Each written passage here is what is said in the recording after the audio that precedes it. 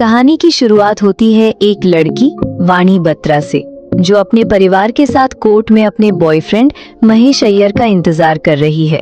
आज वाणी और महेश की शादी होने वाली थी, पर तभी वाणी को महेश का फोन आया। वो बता रहा था कि वो सैन फ्रांसिस्को जा रहा है, उसे प्रमोशन मिलने वाली थी। ये सुनकर वाणी खुश हो गई और बोली, ये तो अच्छी बात है, तुम मुझे बता देते, मैं शादी की डेट आगे करवा देती। पर महेश ने कहा, मैं कभी वापस नहीं आऊंगा, मुझे कोई और मिल गया है। ये सुनते ही वाणी बेहोश हो गई, जिसके बाद सीन 6 महीने आगे शिफ्ट होता है। वाणी अब डिप्रेशन में दुखी सी रहती थी, पर उसके घर वाले उसे खुश करने की कोशिश कर रहे थे। तो वाणी एक जॉब इंटरव्यू देने गई। वाणी अपनी डायरी वहीं भूलकर ऑफिस में चली गई, जिसे उसके जाने के बाद ये लड़का उठा लेता है। वो लोग वाणी को बतौर इंटर्न रख लेते हैं। बाहर जाते हुए वाणी को उसी लड़के ने उसकी डायरी दी। वो कहता है, वाणी बत्रा, तुम काफी अच्छा लिखती हो। तो वाणी ने जब उससे उसका नाम पूछा तो इस लड़के ने कहा, 2 मिनट रुको। और ये लड़का जाकर इस कंपनी के एक एम्प्लॉय को मारना शुरू कर देता है। वो चिल्लाता है, तुम लोग बस नेपो किड्स के बारे में बोलते हो, असली आर्टिस्ट की तुम्हें कोई कदर नहीं। इस लड़के का नाम था कृष कपूर। कृष उस आदमी को पीटते हुए कहता है, कृष कपूर, ये नाम याद रख लो। कृष यहाँ से निकलकर अपने गुरु के पास गया। अब यहाँ फिर लड़का जानी मानी वक्तव्य दे रहा और उस पहले टूटे हुए आदमी ने कृष की जगह उस लड़की की तारीफ कर दी थी। इस पर कृष उससे भी लड़ने लग जाता है, गाना मैं गाऊं और तारीफ तेरी हो। जिसके बाद कृष का क्रू उससे अलग हो गया और बोला, तू जाकर अकेले ही परफॉर्म कर। कृष यहाँ अकेला परफॉर्म करता है और उसकी परफॉर्मेंस सबको पसंद भी आई। जिसके बाद कृष का एक दोस्त केवी, जिसने बाकियों की तरह उसे नहीं छोड़ा था, वो उसे बताता है, मेरी एक बड़े सिंगर प्रिंस के मैनेजर से बात हुई है, उन्हें नया गाना चाहिए, तो अगर तू उनके लिए गाना करेगा तो वो तुझे प्रमोट करेंगे। तो अगले दिन कृष और केवी जाकर प्रिंस के मैनेजर विनीत रावल से मिले।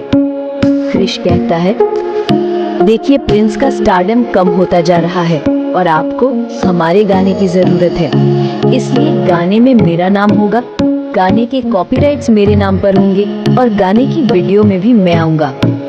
जिस पर विनीत कहता है, ठीक है, पर मुझे गाना 5 दिन में चाहिए। अब इतनी जल्दी कृष गाना कंपोज तो कर सकता है, पर वो गाना लिख नहीं सकता।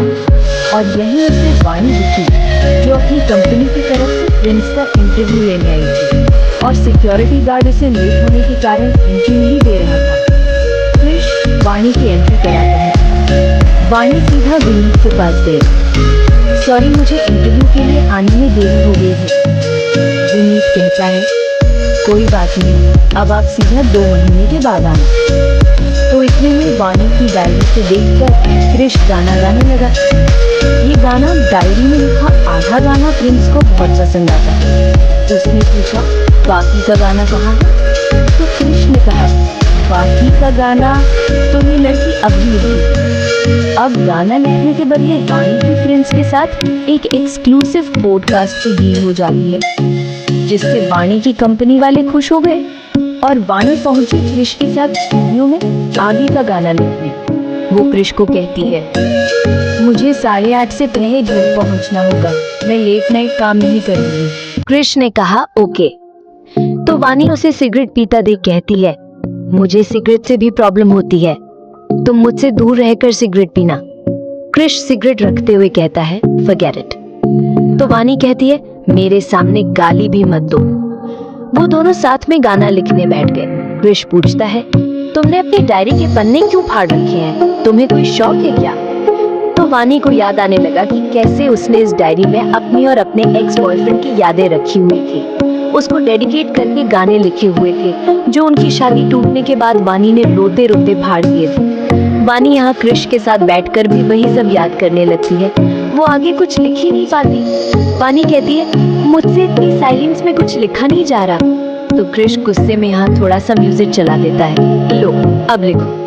पर वाणी नहीं लिख पाती, जिस पर कृष कहता है, बड़े बड़े गाने यही स्टूडियो में ऐसे ही बनते हैं और तुम कह रही हो कि तुमसे लिखा नहीं जा रहा। तो वाणी कहती है, म्यूजिक स्टूडियो में गाने बनते जरूर होंगे, पर लिखे नहीं गाने सुनते हैं तो हमें एक मोमेंट याद आता है, खुशी, दोस्ती, प्यार का। वानी ने कहा, बहुत कम गाने होते हैं जो दिल को छूते हैं, और वो गाने ऐसे नहीं बनते। उन गानों के पीछे स्पेशल मोमेंट्स होते हैं। इंसान जब वो मोमेंट्स जीता है तब वो अपनी फीलिंग्स को लेकर गाने बनाता है, और फिर जब वो सालों बाद ये गाने दोबारा सुनता है तो वो टाइम ट्रैवल कर दोबारा उसी स्पेशल मोमेंट को फील कर पाता है, जैसे पहला प्यार, पहली बरसात। तो क्रिश वानी को अपने साथ क्रिकेट ग्राउंड में ले गया। वहाँ वो क्रिकेट खेलते हुए कहता है कि मानो इंडिया पाकिस्तान का मैच जीतने के लिए इंडिया को आखिरी गेंद पर 5 रन चाहिए, और क्रिश खुद विराट कोहली बनकर सिक्सर मार देता है। वो कहता है, फील करो, पूरा ग्राउंड तुम्हारे लिए चीयर कर रहा है, ये जीत सेलिब्रेट कर रहा है। क्रिश ने कहा, मैं भी यही चाहता हूँ, पूरी दुनिया मुझे चीयर करे, मुझे प्यार करे, मेरा नाम याद रखे। तो वानी क्रिश को एक रॉकस्टार की तरह इमेजिन करने लगी। वो गाना लिखना शुरू करती है, क्रिश उसका गाना गाता है। वो दोनों पूरे शहर में घूमने लगे। क्रिश 8:30 बजे से पहले उसे घर पहुंचा देता है, पर उसने उसका हाथ पकड़कर कहा, अभी कुछ पल बाकी है मेरे पास। 8:30 होते ही वो चला गया। उनके अगले कुछ दिन ऐसे ही बीतते हैं। क्रिश वानी को अलग अलग जगह लेकर जा रहा था ताकि वो फीलिंग्स के साथ गाने लिख सके, पर यहीं क्रिश को एक शराबी आदमी दिखता है। क्रिश ने उसको देखकर अपनी बाइक घुमाई, तो इधर उस सिंगर प्रिंस को उनका गाना बहुत पसंद आया, पर विनीत कहता है, प्रिंस एक रैपर है और इसमें रैप है ही नहीं, ये रोमांटिक टाइप का सॉन्ग, हमें थोड़ा हिप हॉप चाहिए। और यही क्रिश उस बूढ़े आदमी के बारे में सोच रहा था। वो यही सोचते हुए कहता है कि कोई बात नहीं, मैं इसे हिप हॉप स्टाइल में बना दूंगा। ये सुनकर वानी बोली, क्रिश, हमने ये गाना इतनी मेहनत से बनाया है और तुम इसे चेंज कर रहे हो। चेंज होने के बाद इसमें वो बात नहीं बची। पर क्रिश उसकी बात नहीं सुनता। वो कहता है, मैंने ये गाना इसलिए बनाया ताकि प्रिंस इसे अपनी यूट्यूब पर अपलोड करे और मेरा नाम बने। क्रिश कहता है, मुझे पैसा चाहिए, फेम चाहिए, मैं इस गरीबी में नहीं मरूंगा। तभी वहाँ कुछ पुलिस वाले आ गए और हमारे सामने आया कि वो बूढ़ा आदमी और कोई नहीं, क्रिश का बाप था, जिसने दारू पीकर फिर से रोड पर हंगामा किया था। क्रिश का दोस्त तेरी पुलिस से बात कर उन्हें छुड़वाता है। वो उन्हें घर छोड़ने जाने लगा, बस क्रिश का बाप कहता, छोड़, मरने दे मुझे। तो क्रिश ने जाकर उन्हें रोड पर भेज दिया, जा मत। वो उनके मुंह पर पैसे मारकर कहता है, जाओ दारू पी, मर जा, मुझे कोई फर्क नहीं पड़ता। वानी ये सब दूर से देख रही थी। क्रिश वापस क्रिकेट खेलने लगता है। वानी ने उसके पास जाकर कहा, क्रिश, रैप लिख दिया मैंने, ये प्रिंस को पसंद आएगा। वानी यहाँ अपना सारा पास्ट क्रिश के साथ शेयर कर देती है। मेरा एक्स बॉयफ्रेंड हमारी शादी से पहले एक अमीर बाप की लड़की से मिला और उसने सक्सेस के लिए उससे शादी कर ली, जिसके बाद वो मुझे तो भूल गया, पर मैं उसे नहीं भुला पाई। मैं लिखना तक भूल गई थी, पर फिर मेरी लाइफ में तुम आए, जिसने सब बदल दिया। तुम्हारी वजह से मैं दोबारा लिख पाई, मैं दोबारा हंस पाई। वानी कहती है, मैं तुम्हारे लिए भी सेम करना चाहती हूँ। जिस पर क्रिश ने कहा, हेल्प मी। तो सीन शिफ्ट होता है क्रिश के बाप पर। वो क्रिश के दिए पैसे से दारू पीने आ गया था, पर यहाँ के मालिक ने उसका बटुआ ले लिया। क्रिश का बाप उससे लड़ने लगा। पीछे से क्रिश आकर उन्हें छुड़ाता है, तो क्रिश ने देखा कि उसका बाप उसके वॉलेट में रखी क्रिश और क्रिश की माँ की फोटो के लिए लड़ रहा था। क्रिश और वानी उन्हें लेकर रिहैबिलिटेशन सेंटर में एडमिट कराते, पर यहाँ की फीस बहुत ज्यादा थी। तो क्रिश ने अगले दिन जाकर विनीत से और पैसे मांगे। क्रिश को उन पैसों के बदले गाने से अपना नाम बताना पड़ जाता है। मतलब क्रिश ने जिस फिल्म के लिए ये सब किया, उसे वही छोड़नी पड़ गई। तो आज वो वानी को छोड़ते हुए भी कहता है, रुको, कुछ पल बाकी है, मेरे आखिरी पल। वानी पूछती है, क्या हुआ? क्रिश ने कहा, एक गाने की बात हुई थी, एक गाना हो गया, तुम्हारी जॉब भी फिक्स हो गई, सब खुश है, इसे अभी सब खत्म कर लेंगे, इससे पहले कि सब खराब हो जाए। तो सीन शिफ्ट हुआ प्रिंस के शो में। प्रिंस वानी और क्रिश का बनाया गाना गा रहा था। क्रिश उसे दूर क्राउड से देख रहा है, पर तभी उसे वानी की आवाज आई। वानी क्रिश को मिलने आई थी और यहीं से हुई उनकी लव स्टोरी शुरू। वानी क्रिश से उसके क्रू के बारे में पूछती है, उन्होंने तुम्हें छोड़ा या तुम उनसे दूर भाग रहे हो? वानी के कहने पर क्रिश अपने क्रू से दोबारा मिल गया। वो लोग दोबारा गाने बनाने लगे। वानी क्रिश की स्मोकिंग की आदत भी छुड़ाने लग गई। वो उसे एक अच्छा इंसान बना रही थी। उनका अगला गाना YouTube पर पॉपुलर हो गया। लोग गाने की वीडियो मांगने लगे। सब कुछ एकदम बढ़िया जा रहा था, पर तभी एक दिन वानी को घर छोड़ते हुए कृष को वानी के घर वालों ने देख लिया। वानी की माँ उसे कहती है, देख बेटा, तू मासूम है और वो लड़का आवारा है, वो तेरा फायदा ना उठा ले। एक बार पहले भी तेरे साथ ये हो चुका है, पिछली बार तू बहुत रोई थी।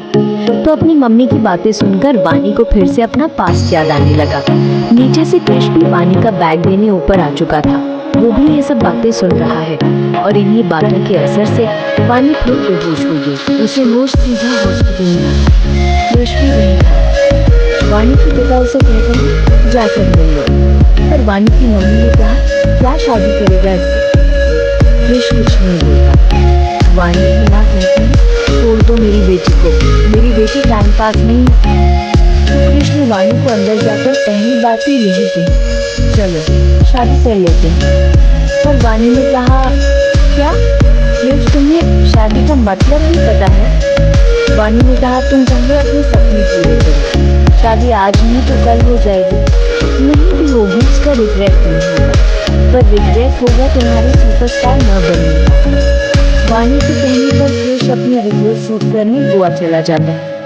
तो यहाँ कृष के 500 से भी ज्यादा फैंस उनका इंतजार कर रहे थे। वो लोग फेमस हो गए हैं, उनके गानों पर इंस्टा रील्स बन गई हैं। प्रिंस का मैनेजर विनीत भी कृष के क्रू को साइन करने आया।